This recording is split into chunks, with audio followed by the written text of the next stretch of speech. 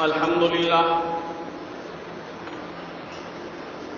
لله نحمده ونستعينه ونستغفره ونؤمن به ونتوكل عليه ونعوذ بالله من شرور أنفسنا ومن سيئات أعمالنا من يهده الله فلا مضل له ومن يضلله فلا هادي له ونشهد أن لا إله إلا الله وحده لا شريك له ونشهد أن سيدنا ومولانا محمدا عبده ورسوله أما بعد فقد قال الله تبارك وتعالى في كلامه المجيد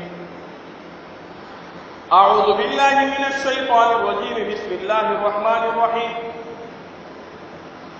سبحان الذي أسرى بعبده ليلا من المسجد الحرام إلى المسجد الأقصى الذي باركنا حوله لنريه من آياتنا صدق اللہ العظیم. عزیزان کرام، آج ہمارا موضوع واقعہ معراج ہے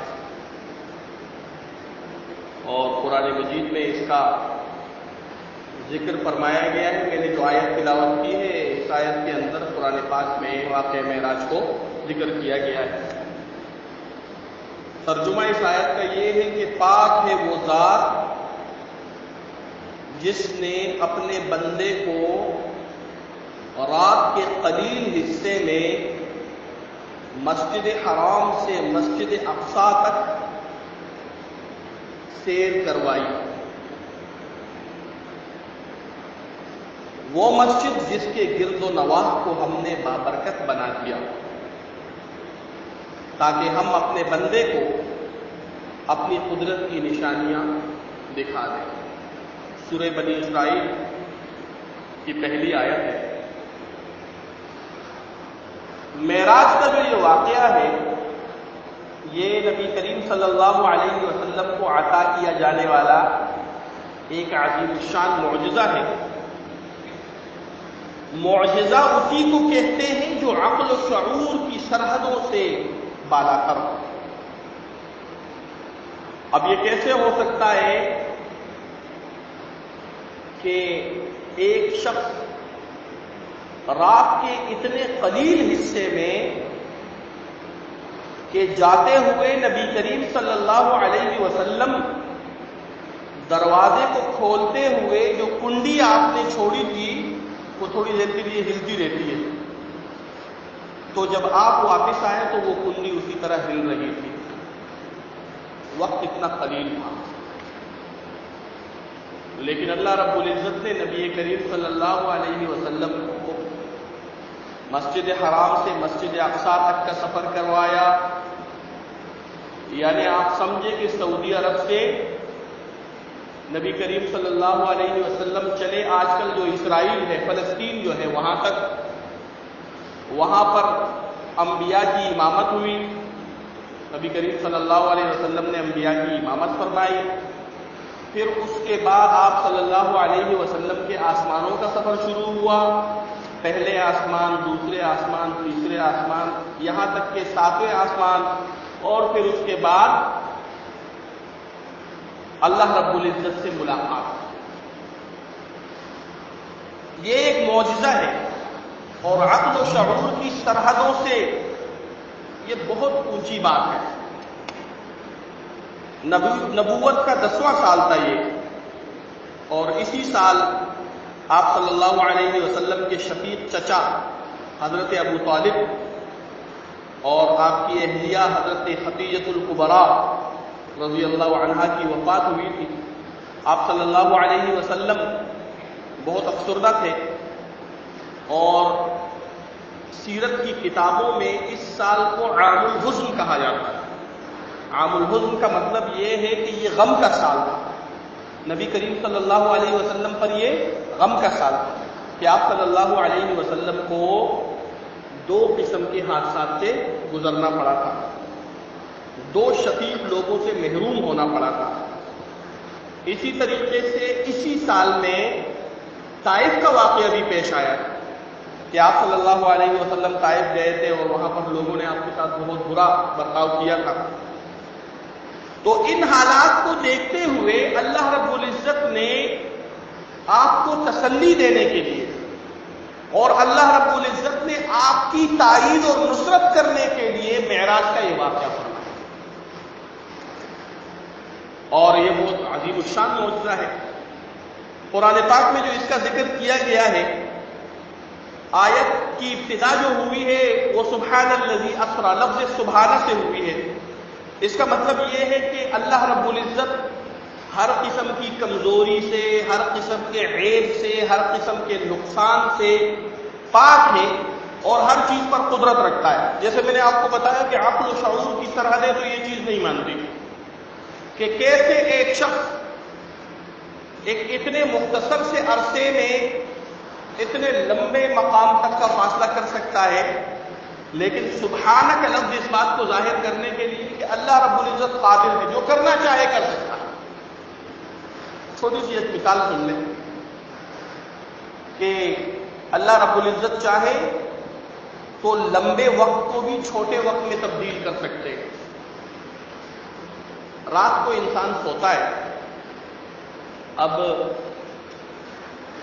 بعض اوقات اس کو بہت اچھے خواب آتے ہیں، وہ جنت کے باغوں میں گھوم رہا ہے، یہ طرح طرح کی نعمتیں اس کو مل رہی ہیں. یہ جو لمبی رات ہے، وہ جب نیند سے بیدار ہوتا ہے تو وہ سوچتا ہے ابھی ہی سویا تھا اور ابھی ہی جانا، اس لیے کہ اس کے ساتھ جو واقعات پیش آئے وہ اتنے اچھے تھے کہ وہ پرسکون تھا اور اس کو کسی بھی قسم کی پریشانی نہیں تھی. اس کے برخلاف ایک دوسرا آدمی سوتا ہے، رات کو اس کو خواب کہیں کوئی برا خواب دیکھتا ہے، ساری رات کو دوڑتا رہتا ہے، لوگ اس کے پیچھے لگے ہوئے ہوتے ہیں، پریشانی کا عالم ہوتا ہے. صبح جب وہ اٹھتا ہے تو وہ اتنی لمبی رات تھی، ساری رات جو ہے پورا بدن دکھ گیا.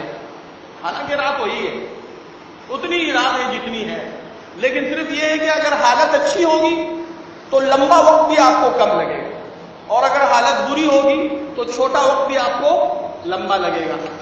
تو جب اللہ رب العزت اس چیز پر قدرت رکھتے ہیں، یا اسی طریقے سے ایک اور حدیث میں جو ارشاد فرمایا گیا ہے کہ جب ایک مومن شخص کو قبر میں رکھا جاتا ہے اور اس کے لیے منکر نکیر کے سوالوں کے بعد جنت کے باغات اور جنت کی کھڑکیاں کھلتی ہیں، تو کہتے ہیں قیامت تک کا جو یہ وقت ہے یہ اس کے لیے اتنا مختصر ہے جیسے 2 رکعت نفل آدمی پڑھتا ہے. حالانکہ قیامت تک کتنا وقت ہے؟ کتنے سارے لوگ آج سے ہزاروں سال پہلے مر چکے ہیں اور وہ قبروں میں رکھے جا چکے ہیں. ہم دنیا میں ہیں، پیدا ہوئے اور پھر ابھی جوان ہوئے اور آہستہ آہستہ، اور قیامت کب آئے گی؟ اتنا لمبا عرصہ ہے. لیکن اللہ رب العزت یہ سارا کا سارا عرصہ اس کے لیے ایسا کر دیں گے کہ 2 رکعت نماز پڑھی جائے.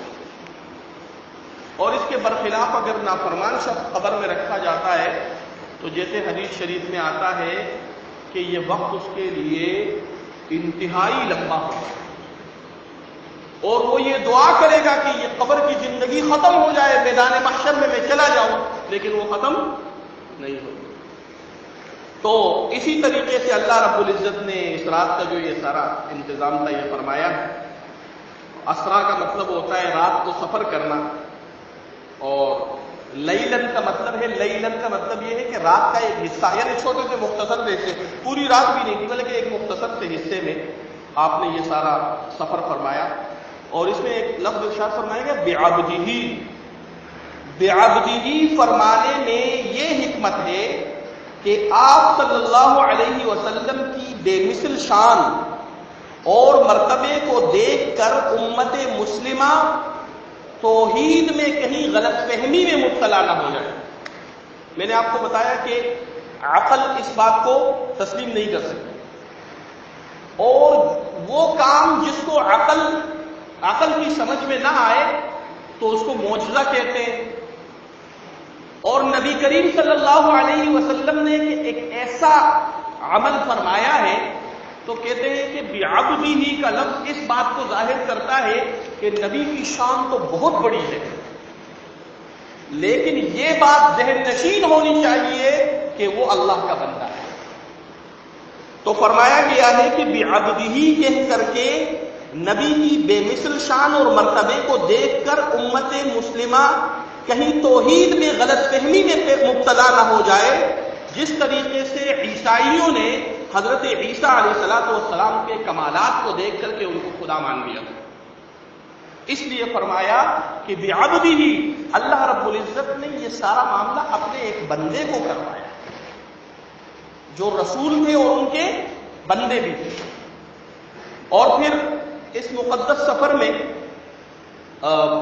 جہاں یہ بات ارشاد فرمائی گئی کہ کون سے عمل پہ کون سی اچھائی ملنے والی ہے، تو اس کے ساتھ ساتھ یہ بھی بتا دیا گیا کہ کون سے برے عمل پہ کیا کیا عذاب ہونے والا ہے۔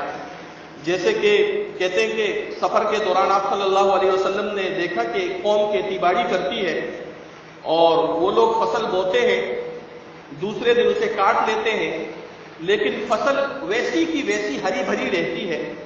تو آپ صلی اللہ علیہ وسلم نے پوچھا تو فرمایا کہ یہ وہ لوگ ہیں جنہوں نے اسلام کی سربلندی کے لیے جان کا نذرانہ پیش کیا، لہذا جو یہ لوگ خرچ کرتے ہیں اسی وقت ان کو دوبارہ دے دیا جاتا ہے۔ اس کے ساتھ ساتھ ارشاد فرمایا کہ ایک ایسی قوم پر گزر ہوا کہ ان کے سروں کو کوٹا جا رہا تھا اور وہ پھر ٹھیک ہو رہی تھی اور پھر کوٹا جا رہا تھا، یہاں تک کہ قیامت تک یہ سلسلہ لگاتار جاری۔ تو جبرائیل علیہ السلام نے فرمایا کہ یہ وہ لوگ ہیں جو فرض نماز کی ادائیگی میں کوتاہی کرتے ہیں۔ اسی طریقے سے ایک ایسی قوم کے پاس سے گزر ہوا کہ ان کے آگے پیچھے لباس کے نام پہ چھیتڑے لٹک رہے تھے اور وہ اونٹ اور بیڑ بکریوں کی طرح چر رہے تھے، خاردار بوٹیاں کھا رہے تھے وہ۔ تو پوچھنے پر معلوم ہوا کہ یہ وہ لوگ ہیں جو اپنے مال میں سے زکوٰۃ ادا نہیں کرتے۔ تو اسی طریقے سے فرمایا کہ کچھ لوگ ایسے تھے کہ ان کے ہونٹ کاٹے جا رہے تھے، زبانیں ان کی کاٹی جا رہی تھی اور وہ دوبارہ ان کے ہونٹ بن رہے تھے اور پھر کاٹے جا رہے تھے اور پھر بن رہے تھے، اور قیامت تک ان کے ساتھ ایسا ہی معاملہ ہوتا رہے گا۔ نبی کریم صلی اللہ علیہ وسلم نے جب حضرت جبرائیل علیہ السلام سے پوچھا تو انہوں نے کہا کہ یہ وہ لوگ ہیں جو امت میں فتنہ پھیلانے کے لیے تقریریں کیا کرتے تھے، یعنی وعظ و نصیحت اس لیے کرتے تھے تاکہ لوگ آپس میں لڑیں، تاکہ فتنہ پیدا ہو، لوگ ایک دوسرے کے مخالف ہوں اور ایک دوسرے کو لڑنے مارنے لگیں۔ تو اس لیے معراج کا جو یہ واقعہ ہے یہ سبق دے رہا ہے کہ نمازوں میں کوتاہی نہ کریں۔ اللہ رب العزت کے جتنے بھی احکامات ہیں جو اللہ کے رسول صلی اللہ علیہ وسلم نے اپنے طریقے سے اپنے عمل سے بتا دیے ہیں اس کو ہم پورا کرنے والے بن جائیں، تاکہ آخرت کے جو مناظر ہمارے پاس آنے والے ہیں اس میں بھی اللہ رب العزت ہمیں کامیاب فرمائے، اور دنیا کی یہ زندگی جتنی ہے ہماری اس میں بھی اللہ رب العزت ہمارے ساتھ نرمی کا معاملہ فرمائے۔ اللہ رب العزت ہم سب کو عمل کرنے کی توفیق نصیب فرمائے۔ واخر دعوانا الحمدللہ۔